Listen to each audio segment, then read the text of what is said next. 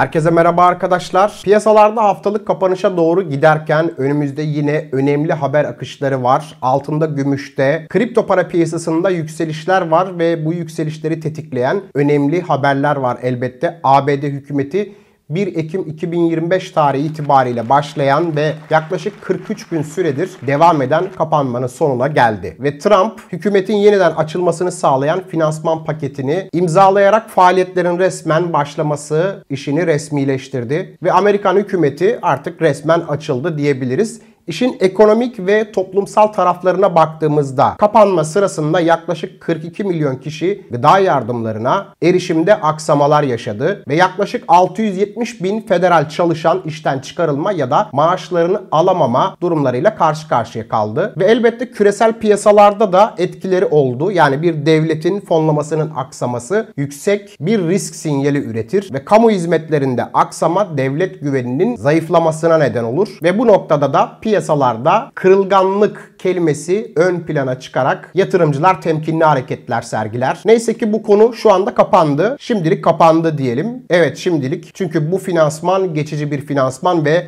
30 Ocak 2026'da bunun süresi dolacak. Ve elbette hayda artık 2 ay sonra bu konuyu yeniden konuşacağız vesaire diyebilirsiniz. Maalesef ki evet, 2 ay sonra bu konuyu yine gündeme getireceğiz.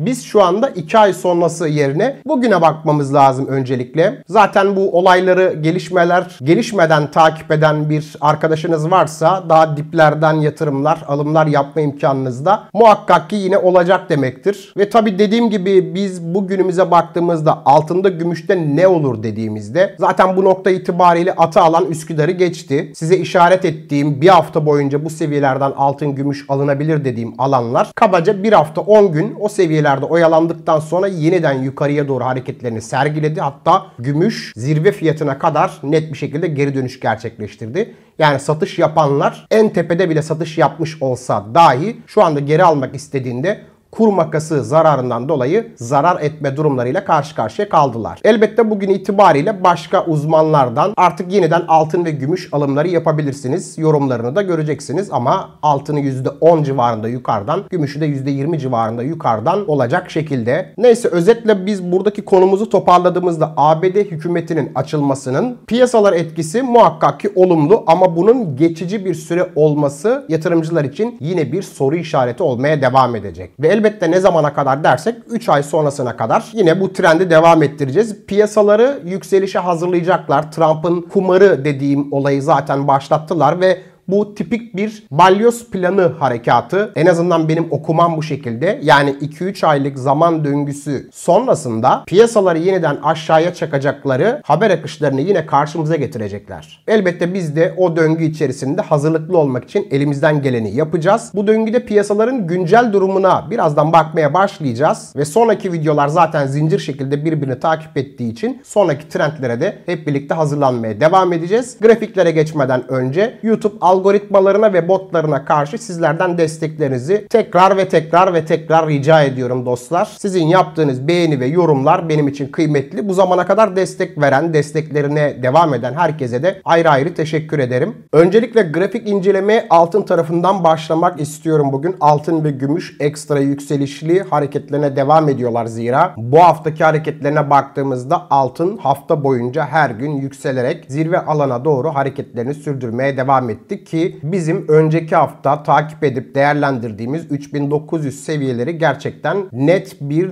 dip alan oldu altında. Burada altın için hem ons altın örneği verdim, hem gram altın örneği verdim, hem de kripto para piyasasında işlemler yapabilenler ve yapmak isteyenler için Tether Gold örneğini verdim. Ya da getirisinin az olduğunu düşünenler için UGL koduyla işlem gören iki kaldıraçlı altın ETF'i örneğini de verdim. Umarım birinden birini yatırımcısı olarak sizler değerlendirmişsinizdir. Zira altın güzel bir yükseliş hareketi yeni alanı içerisinde buldu. Önceki trend içerisinde zaten mevcutta altınlarını tutmaya devam eden yatırımcılardandım ben de. Ama düşüşü de bir fırsat bilerek yeni alımlar yaptığımı da anlattım. Özellikle YouTube katıl sohbetinde anlık olarak alım yaptığım vakitte bir paylaşım da yapmıştım. Hem altında hem gümüşte. Bunlar iyi kar oranları yazdı. Teknik ölçeklerde ise baktığımızda bakın bugün 4168 bölgesini aşmasıyla birlikte yine bir boşluk alan alan içerisine girdi ons altın. Bu yeşil bulutu yaktığı bölgede kabaca 4057 dolar bölgeleri oldu ki 3900 seviyelerini tekrar altının görmesini önümüzdeki süreç içerisinde beklemeyeceğim. Benim için kritik destek bölgeler artık bu alt alanlar oldu. 4168 bölgesinden ziyade şu bölgeyi ons altının kaybetmesini önümüzdeki süreç içerisinde beklemeyeceğim. ABD hükümet açılması sırasında kısa vadeli satışlar yine gerçekleşebileceğinden de bahsetmiştim ama Amerikan hükümetinin açılması da yine geçici bir durum olarak karşımıza çıktı. 3 ay sonra hükümet tekrar kapanma durumuyla karşı karşıya kalacak. O yüzden öyle önemli bir satış baskısı altın tarafında görmeyi beklemem. Kısa vadeli hareketler önümüzdeki süreç içerisinde gelse de bu trend bir şekilde yukarıya doğru devam edip eski zirvesinin de üstüne çıkacağı hareketleri bize izlettirecektir diye düşünüyorum. Bakınız gümüşün ons tarafına baktığımızda altından daha fazla yükselen bir hareket gerçekleştirdi ve tam olarak geçen ay zirve yaptığı alanı yeniden test ettiği ve şu anda orada olduğu bir akış içerisinde. Gümüş gerçekten şu işaretli bölgeler itibariyle %17-18'lik bir yükselişi çok kısa bir zaman dilimi içerisinde gösterdi bize. 12-13 günlük zaman diliminde bu kazancı bize verdi. Bize verdi diyorum çünkü gerçekten en dipten değerlendirme imkanı onda da bulduk. Açık bir alım fırsatı olarak bir hafta boyunca bu trendi takip ettik ki gümüşün de bir hafta boyunca kaldığı alan bu bölgeler oldu. Hangi alanda aldıysanız artık tamamen size kalmış. Her şekilde alan gümüşte en iyi kazanım imkanlarını yakaladı. Önümüzdeki trendde gümüşün artık bu seviyenin üzerindeki kapanışlara ihtiyacı olduğunu söylemek isterim. Buradaki kırılım retest dediğimiz kırdığı alanı test etmesi hamlesi sonrasında yeni trendinin başlayacağını ve bu yeni trendinin de boyutunun kabaca şu ölçekte bir boyut olabileceğini söyleyebiliriz. Yani büyük bir boşluk alan içerisine girmiş olacak gümüş. Benzer durumu altın tarafında da bekleyeceğim. Kısa vadeli satış halleri içerisinde takip edenler için gümüşün alt desteği 50.65 dolar seviyesidir. Onun haricinde yeni alım noktasında benim önereceğim bir seviyede maalesef ki artık değil. Artık gümüş ve altın alabilirsiniz yorumlarını başka yorumculardan dinlersiniz. Biz aldık ve arkamıza yaslanıp bunları izlemeye devam ediyoruz. Yeni bir alım fırsatı, yeni bir alım döngüsü karşımıza gelirse bunu muhakkak konuşuruz. Bakın 4 saatlikte de 50.65 seviyesi önemli destek olarak karşımıza çıkıyor gümüşün ons tarafında. Hani ben yatırımcı olarak hiç almasaydım, bu dipleri hiç değerlendirmemiş olsaydım 50.65 seviyesini beklemeyi tercih ederdim yeni alım noktası için. Ya da bu seviyenin üzerindeki kapanışlar gerçekleştiğinde kendi riskimi alarak yeni alımlar yapmayı tercih ederdim. Hani ben hiç alamadım, hala da değerlendiremedim diyenler için böyle bir yorum da yapabilirim. Aynı şeyi altın tarafında da söyleyebilirim. Ama nihayetinde beni sıkı takip eden yatırımcılar biliyor ki ben size bir haftalık bir süre verdim. Bir hafta boyunca bu ürünlerde alım fırsatı devam edecek derken zaten bir hafta aşağı yukarı yatay giden bir hareket izledik. Hem altında hem gümüşte. Bakın gram taraflarını göstereyim. Altının gram tarafı için 5300 TL benim net olarak işaret ettiğim alandı. Buranın altına çok ufak bir iniş oldu. 5250 seviyelerine iğne attı ama 5300 seviyesinde iyi tutundu. Bulut bölgesini iyi korudu ve buradan yukarıya hareketini başlattı. 4 saatlik periyotta biz bunu nasıl gördük? Bakın akümüle dediğim, yatay dediğim alan bu bölge içerisinde kendini gösterdi. İşaretlediğim alan burada duruyor. Bu 5300 seviyesini defalarca test etti. Ve burada başlattığı döngü içerisinde gram altının şu 5400 TL bölgesi kırılımıyla burada yeni döngüsünü başlattı. Şu anda 5600 seviyesi destek işlevinde çalıştığını söyleyebiliriz. Kısa vadeli takip edenler bu rakamları takip edebilirler. Kapalı çarşıda, pazarda, dışarıda fiyatların buranın 200-300 TL üzerinde olduğunu yine söylemek lazım. Kısa vadeli döngü içerisinde size şu yaptığım yorumu da tekrar etmek istiyorum. Kısa vadede al-sat yapabileceğiniz ürünler değildir bunlar. Dışarıdan, çarşıdan, pazardan alım yapıyorsanız, bankadan alım yapıyorsanız bunları al-sat yapamazsınız. Çünkü sattığınızda bir makas bedeli vardır. Yeniden geri almak istediğinizde bir makas bedeli vardır. Ve bu işlemi yaparken totalde %5 gibi bir kur makası bedeli ödersiniz. Yani bugün altın almak istediğinizde 5750'den geri almak istediğinizde katlandığınız makas sizi 6100 seviyelerine taşır. Ki ben buradaki grafiklerde gördüğüm rakamlara göre konuşuyorum. Bankada rakam farklı, pazarda rakam farklı, dijitalde rakam farklı. Bakın gümüşün TL tarafında da 62.28 TL seviyesi test edildi. Burayı iyi korudu. Buradan toparlanıp zirvenin üstüne çıkmaya çalıştığı bir hareket hali içerisine girdi. Potansiyel destek alanları ve potansiyel indikatör alanları çok iyi çalıştı. Trendlerin devamlılığı adına da bize destek vermeye devam ediyor. Benim burada sözün özü söyleyeceğim şey altın tarafında, gümüş tarafında kısa vadeli bir satış, kısa vadeli bir düzeltme benim beklentim dahilindeydi. Ama dediğim gibi bunu bir satış fırsatı olarak görmeyip aksine yeni alıcılar için bir alım fırsatı olacağını anlattım.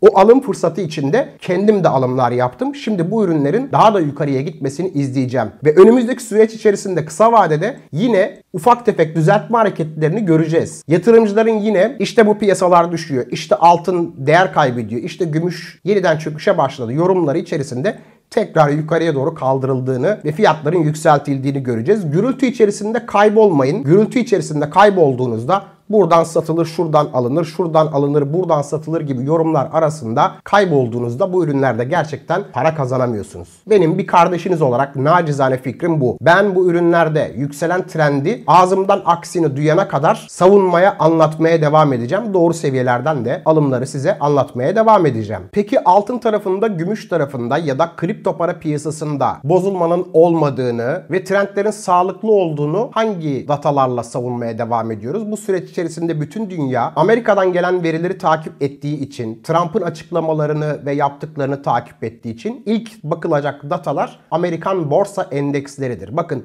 S&P'yi uzun süredir anlatıyorum ve Nisan-Mayıs periyodu içerisinde özellikle şurada Mayıs ayında başlattığı trend alanı içerisinde herhangi bir bozulma günlük periyotta hala yapmış durumda değil. Amerikan endeksleri ve hisse piyasası hala sağlıklı. Günlük periyotta 4-5 gün önce bura test edildi. Daha önce geçen ay buralar defalarca test edildi. Önceki aylarda da test edildi ve bunun iyi çalışan bir indikatör olduğunu da aslında ispat ediyor. Buradaki kırılım gelmediği için ben diğer piyasalardaki sağlıklı görüntünün de devam ettiğini savunuyorum. Günlük periyotta S&P 500'de 6697 bölgesinin üstünde olan endeks benim için sağlıklıdır. Alarm zillerinin çalışacağı bölgede burada 6573'tür. Bu seviyenin altında kapanışlar geliyorsa Amerikan S&P 500 endeksinde global piyasalarda risk döneminin başladığını konuşmaya başlayabiliriz. Aynı durum Nasdaq tarafı için de geçerli. Bakın Nasdaq 100 içinde bu seviye 24.789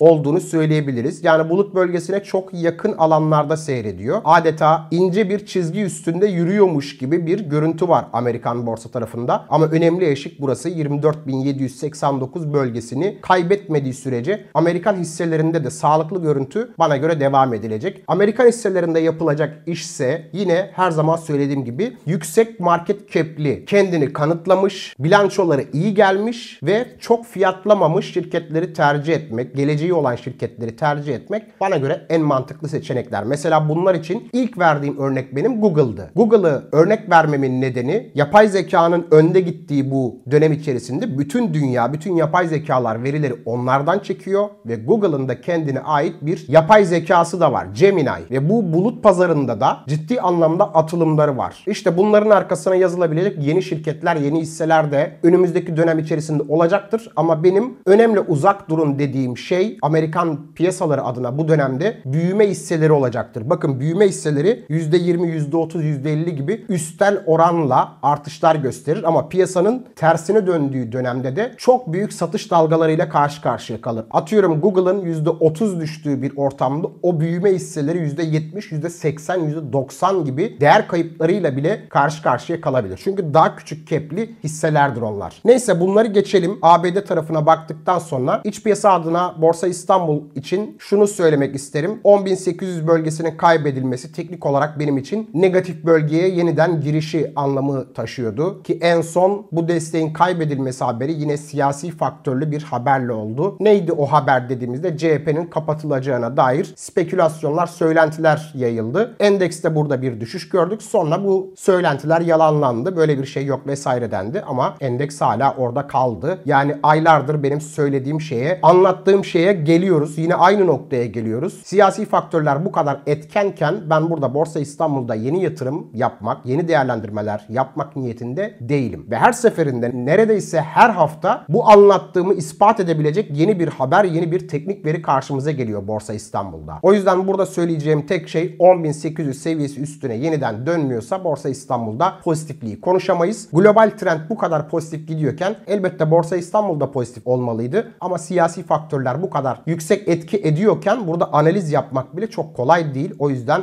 ilave söyleyebileceğim çok fazla bir şey yok. Kripto para tarafına geldiğimizde Bitcoin son yaptığı hareketler içerisinde 104.000 dolar seviyesi üstüne yeniden dönmesi gibi bir beklentim vardı Bitcoin'de. Bitcoin toparlanmaya başladı ama hali hazırda oraya henüz dönmüş durumda değil. Bakınız bulut bölgesinde burada yeşil işaretin geldiğini görüyoruz ama henüz net bir üzerinde kapanış gerçekleşmiş durumda değil. Bu kapanışın gerçekleşmesi, hatta buradaki trend içerisinde şu üst alana doğru Bitcoin'in tırmanması gibi bir beklentim var. Hafta sonu, önümüzdeki hafta içinde bu hareketlerin devamı beni mutlu edecektir ki beklentim bariz bir şekilde bu yönde. Buradaki yükselişin kendini göstermesini bekliyorum. Kendi değerlendirmelerimi, kendi anlatımlarımı buna göre size yapıyorum. YouTube Katıl Sohbeti'nde dün akşam canlı yayınımız vardı. Buna göre yaptığımız ayarlamaları, kendi yaptığım yeni alımları vesaire, onların son durumlarını orada detaylıca konuştuk ve topluluğun geneline göre çok iyi durumda olduğumuzu düşünüyorum. Piyasaların iyi gitmediği dönemde bile biz YouTube Katıl Sohbeti'ndekilerle gayet iyi durumdayız. Umarım zararda olan, zararda bekleyen yatırımcılar, herkes zararları toparlayacağı, kazançlarını artıracağı bir döngü içerisine gideriz ki bu döngü içinde Bitcoin'in olması gereken yer 110.000 dolar seviyesi üstü olacak. Bu seviye daha önce 113.500 olarak adlandırdığım seviyeydi. Şu anda da 110.600 bölgesine tekabül ediyor. Benim genel beklentim burada piyasanın yukarıya doğru gideceği yönünde. İyi maliyetlenmek elbette bu noktada önemli. Bakınız Ethereum'a baktığımızda 3646 seviyesini aşamamış durumda. Defalarca test etti. Alt alana doğru indi. 4 saatlik periyotta onda da yeşil bulut durumu söz konusu. Üzerinde de nispeten inceden kapanışlar gelmeye başladı. Onun da yapması gereken hareket Bitcoin'le senkron bir şekilde 3646 dolar seviyesi üstünde kapanışlar yapmalı. Arkasından da 4200 dolar seviyelerine doğru tırmanan hareketler göstermeli. Önümüzdeki hafta bu hareketler karşımıza gelmeli diye düşünüyorum. XRP'ye baktığımızda XRP'nin son periyot içerisinde daha güçlü olduğundan bahsettim. Bakın 2.20 dolar seviyesi benim için yeniden değerlendirme noktasıydı. Yeni bir alım noktasıydı. Hiç alım yapmayanlar için siz de buradan alın dediğim noktaydı. İyi bir atılım gösterdi. Burada bulut bölgesine günlükte temas ettiği bir alan içerisinde 4 saatlikte zaten burayı aştı. Üzerinde kapanışlar yaptı. Ama günlükte de önemli bir trend kırılımı arefesinde 2.65'in kırılımıyla XRP daha güçlü bir yükselen akışı burada karşımıza getirebilir. 3.30'lara kadar giden bir hareketi gösterebilir diye düşünüyorum. Umarım altcoin'lerin genelinde bu yükselişlerin devamını izleriz. Bakın geride kalmış olan altcoin'lerden Solana 154-155 dolar seviyesinde bayağı geride kaldığını söyleyebiliriz. Yani Ethereum'a göre, XRP'ye göre şu anda bir tık daha geride olan bir Solana var. Ki burada puzzle'ı birleştirmek de size kalmış. YouTube Katıl Sohbetinde dün akşam anlattıklarımı hatırlıyorsunuz. Cardano'da mesela keza aynı şekilde alt bölge içerisinden henüz dışarıya çıkamamış durumda. Ama 4 saatlikte hepsinde inceden bir yeşil bulut görünümleri oluşmaya başladı. Yavaştan bir pozitiflik artışı var. Aynı şey Link için de geçerli. Bakın Link de burada 15.5'lu seviyelerin üzerinde tutunmaya başladı. Günlükte en azından olmaları gereken seviye bu bulut seviyelerinin üstü diyebiliriz. Burada da o bölgeleri en azından şu şekilde görebiliriz. 18.65 Link'te mesela. Ondo'da da aynı şekilde 0.7690 seviyesi burada trendinin pozitife döndüğünü bize işaret edeceği bölge. Pozitif olarak addedebileceğimiz bir diğer akış da aslında şu: Bitcoin dominansı burada sıkı takip ettiğimiz alan içerisinde tam bulutun altına doğru bir hareket göstermeye başladı. Neredeyse buranın altında kapanış yapacak. Çok yakın bir alanda. Bu %59.56 seviyesini kırdığı anda altcoin'lerin daha fazla rahatlayacağı bir dönem ile karşı karşıya kalacağız. Bugün Perşembe. Hafta sonunda bu hareketlerin devamını izleyebiliriz. Ve konuyu toparlayacak olursak ben bu trendler içerisinde global ölçekte takip ettiğim ve değerlendirdiğim pozisyonlarımı aynı şekilde muhafaza etmeye devam ediyorum. ABD'de geçici de olsa açılan hükümet sonrasında piyasalardaki pozitifliğin devam etmesi yönünde beklentimi de tekrar söylemek isterim. Kripto para piyasası diğer piyasalara göre geride kaldı. Hafta sonunda daha keyifli, piyasaların biraz daha yukarıya gittiği bir piyasa akışıyla karşılaşmayı diliyorum ve sözlerimi burada sonlandırıyorum. Bunların dışında ilave edebilecek başka bir şey yok. Fiyatlar ne olursa olsun sizin keyfiniz yerinde olsun dostlar. Bir sonraki videoda görüşmek üzere. Kendinize iyi bakın. Kanalıma abone olup olup bildirimleri açmanız kendinize yatırım tavsiyesidir. Gelişmeleri gelişmeden